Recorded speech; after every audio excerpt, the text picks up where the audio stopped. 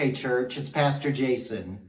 I'm back in the kids area of Christ Covenant Church to remind us that a lot of students have returned to school either last week or this week, from the youngest among us, kindergarten and even preschool, all the way through college. And so a lot of people are making big transitions, our students as well as teachers and administration. So let's remember to pray for them during these transitions.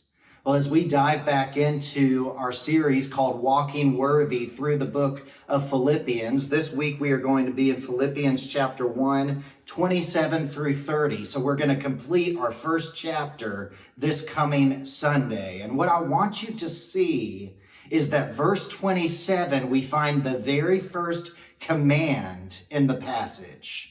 Up until this point, Paul has been sharing what he has been praying for the church, and then his own report about his present and his near future. And we've been seeing how centered Paul is around the gospel of Jesus Christ, around the great love of Christ, around getting that gospel to others, and about loving the church and desiring the church to grow in faith and to share their faith with others. But now that Paul has made these foundational statements, he is now going to give commands. And here's something that I find really encouraging.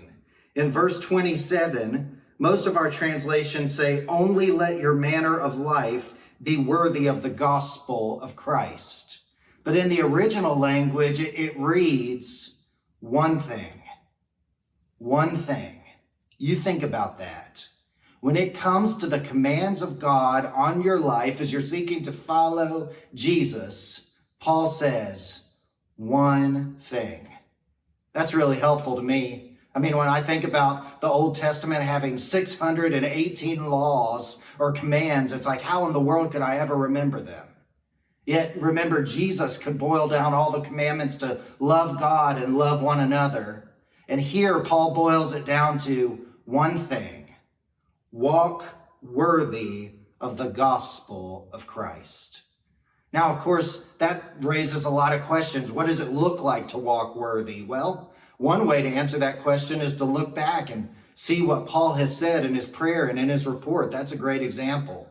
But now moving forward, he's going to give us some instructions, some commands. That's really the rest of the book of Philippians, is commands of how to walk in a worthy way, as we've said throughout this whole series, in a way that shows just how worth it Jesus is, that magnifies the glory of God in our lives. This goes so much farther beyond just Sunday morning worship, but Monday through Saturday. How do we live in a way that shows off just how worth it Jesus is, that shows off the great glory of God and shows off his great gospel, that while we were still sinners, he sent his son Jesus to us? How do we walk that out? We are going to look at this one thing.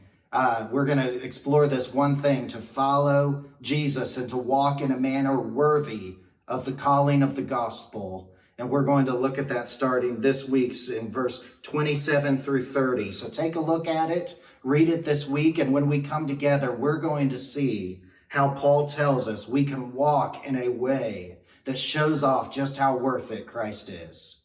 I look forward to worshiping with you on Sunday.